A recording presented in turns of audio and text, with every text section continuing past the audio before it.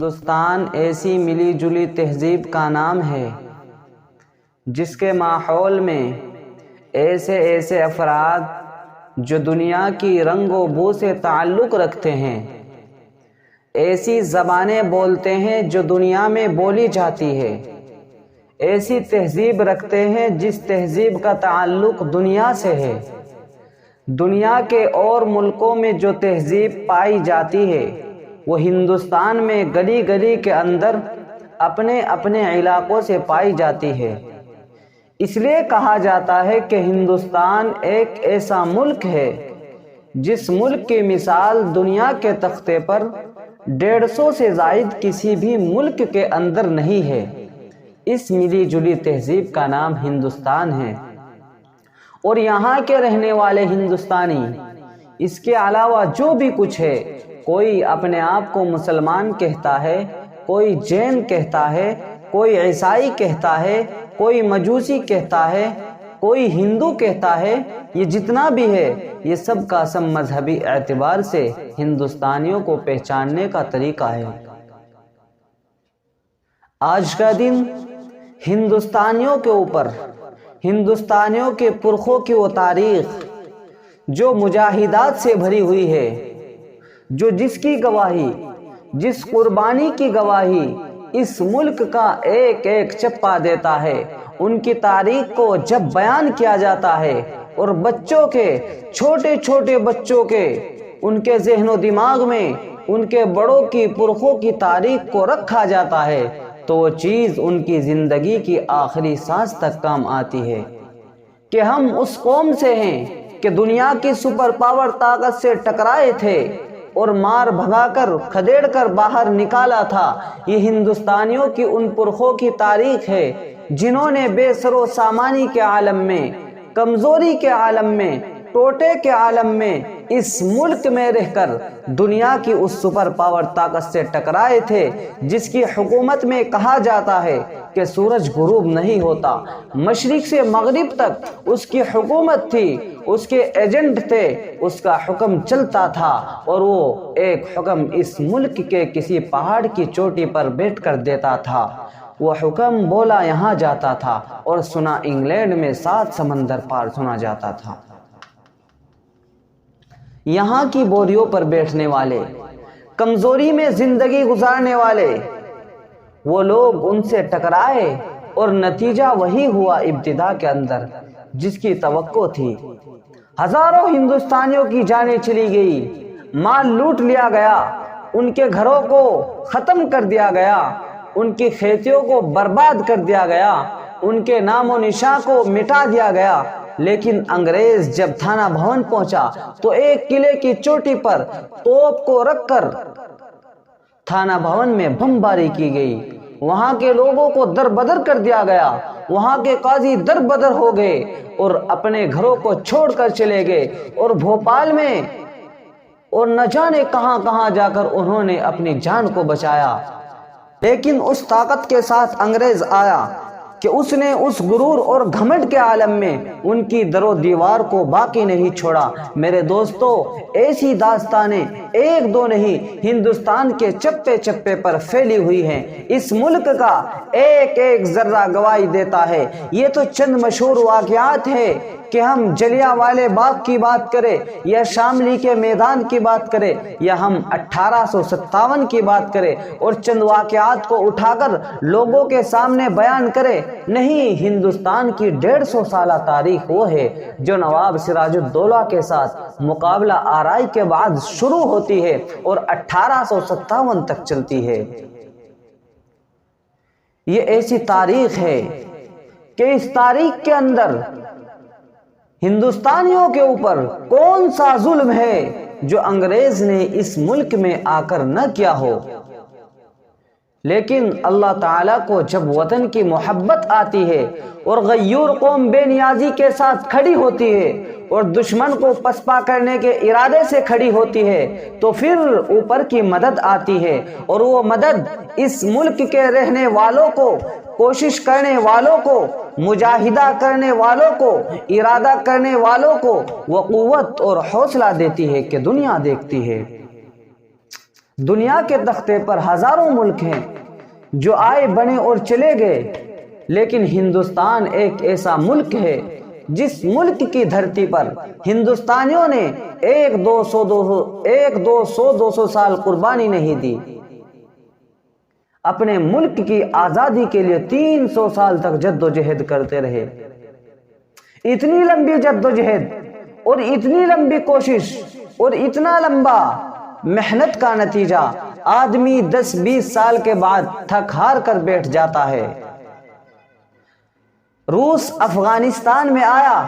اور 16 سال تک لڑتا رہا، افغان 16 سال تک لڑتا رہا، آپس میں لڑتے رہے۔ امریکہ آیا، 30 سال تک افغان امریکہ سے لڑتا رہا، لیکن یہ تاریخ 30-40 سال کی تاریخ ہے۔ ہزاروں مر گئے، تباہ ہو گئے، برباد ہو گئے، لیکن اپنے ملک کو واپس لیا، کیونکہ ملک کی سچی محبت کے لیے اپنی جان کو قربان کرنے کا جذبہ ان کے اندر تھا۔ دنیا کے تختے پر صرف واحد ملک ایک ہندوستان ہے جس نے 30-40 سال تک جد و جہد نہیں کی، اس کی کوششیں صدیوں بھر چلی، ایسے ایسے خاندان اجڑ گئے جن کا نام و نشان نہیں ہے، جن کا نام لوگوں کو نہیں پتا، جن کا کام لوگوں کو نہیں پتا، بس ایک کوشش کی انہوں نے، اور وہ کوشش ایک زمانے تک لوگوں نے یاد کی، لمبا عرصہ گزر گیا، تاریخ کے اوراق اور صفحات سے ان کی کوششیں بھی اڑ گئی۔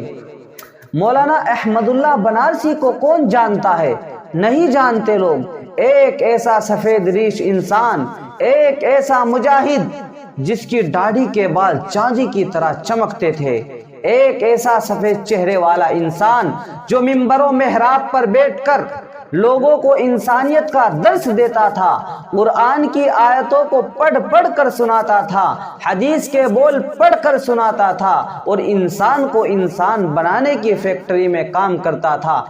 لیکن جب جہاد آزادی کا بغل بجایا اور میدان میں کود کر انگریزوں کا مقابلہ کیا، تو ایک وقت ایسا آیا کہ وہ چاند کی طرح چمکنے والا چہرہ، یہ احمد اللہ بنارسی، آج انگریز کی توپ کے دہانے پر وار کیا گیا۔ 80 سال کا بوڑھا اور انگریز کی توپ کا گولا، وہ ضعیف و ناتواں جسم کیا کر سکتا ہے اور کیسے مقابلہ کر سکتا ہے؟ لیکن انگریز دشمنی کا ثبوت ہے کہ اس نے اسے توپ کے دہانے پر باندھ کر بٹن دبا دیا، اور بٹن دبانے سے پہلے کہا کہ ایک مرتبہ یہ کہہ دو کہ انگریزوں کے خلاف جہاد نہیں کروں گا، صرف ایک مرتبہ کہہ دو، چھوڑ دیا جائے گا۔ لیکن تاریخ کے اوراق اس کی طرف رہنمائی کرتے ہیں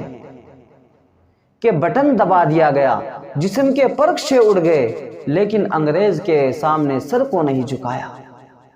اس ملک کو جب 1947 میں تقسیم کر رہے تھے تو سچے وطن پرست اور وطن سے سچی محبت رکھنے والے، جب ان کے گھروں کو بٹوارے کے ذریعے سے 3 حصوں میں تقسیم کیا جا رہا تھا اور ان سے کہا جا رہا تھا کہ مذہب کے نام پر اس کے ٹکڑے کر دو،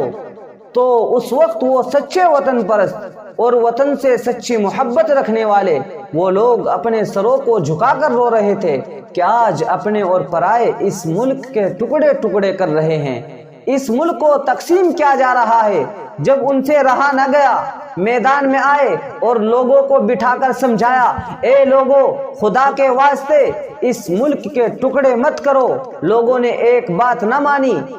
ان کی ٹوپیوں کو اچھالا گیا، ان کے چہروں پر ان کو گالیاں دی گئی، ان کو ذلیل کیا گیا، لیکن آخری وقت تک وہ کوشش کرتے رہے کہ اس ملک کے ٹکڑے نہ ہو، یہ ملک ایک رہے۔ جب یہ مٹھی بند ہو جاتی ہے ایک رہتی ہے، اور جب یہ کھل جاتی ہے کوئی بھی ایک انگلی پکڑے گا توڑ دے گا، اور جب یہ مکہ بن جاتا ہے منہ کو ٹیڑھا کر دیتا ہے۔ لیکن اللہ کا کرنا ایسا ہوا کہ بدقسمتی سے یہ ملک تقسیم ہو گیا، لیکن الحمدللہ ہمارے ماتھے پر اس ملک کی تقسیم کا داغ نہیں ہے۔ کوئی ثبوت پیش نہیں کر سکتا۔ اس ملک کا رہنے والا ایک ایک ہندوستانی، ایک ایک مسلمان، ایک ایک ایمان والا، ایک ایک سچا ہندوستانی ثبوت پیش کرتا ہے کہ اس ملک کو تقسیم کرنے کے ذمہ دار ہم نہیں تم ہو۔ یہ ملک تقسیم ہوا اور تقسیم ہونے کے نتیجے میں آج وہ ہوں یا ہم ہوں، ادھر والے ہوں یا ادھر والے، کس کنارے پر کھڑے ہیں سب جانتے ہیں۔ ایک ہوتے طاقت بنی رہتی، پوری دنیا میں سپر پاور طاقت ہوتے۔ ملک کو آزاد ہوئے 75 سال گزر چکے ہیں۔ ان 75 سالوں میں طرح طرح کی آندھیاں اور تھپیڑے آئے اور مسلمان اور ہندوستانی اپنی چھاتیوں پر اس کو جھیلتے رہے، لیکن آج ضرورت اس بات کی ہے کہ ہمارے بچے اور ہم اپنے بڑوں کی پرخوں کی تاریخ کو یاد کرنے والے بنیں، تاکہ کل کو کبھی بھی کوئی کیڑا وقت آئے تو اس کو پتا ہو کہ اس ملک کی رکشا میں، اس ملک کی حفاظت میں ہمارے بڑوں نے، ہمارے پرکھوں نے اپنا سب کچھ لگایا اور اپنا سب کچھ کھویا ہے۔ میرے بزرگوں، آج ہندوستان اسی خوشی سے جھوم رہا ہے۔ آنے والا وقت بتلائے گا کہ کیا ہوگا، آنے والا ٹائم بتلائے گا کہ کیا ہوگا، لیکن ایک سچے ہندوستانی کو اپنے ملک کو خوبصورت بنانے کے لیے یہ ضروری ہے کہ جہاں تک ہندوستان کی آواز پہنچ رہی ہو وہ یہ سمجھے کہ ہندوستان میں ملک کی آزادی کے لیے سارے ہندوستانیوں نے ایک جٹ ہو کر اپنے ملک کو صاف ستھرا بنایا اور آزاد بنایا۔ جب تک ایک رہیں گے، ایک پلیٹ فارم پر رہیں گے، ایک سوچ کے ساتھ رہیں گے، ایک فکر کے ساتھ آگے بڑھیں گے، ایک جسم کے ساتھ آئیں گے تو ملک طاقتور رہے گا۔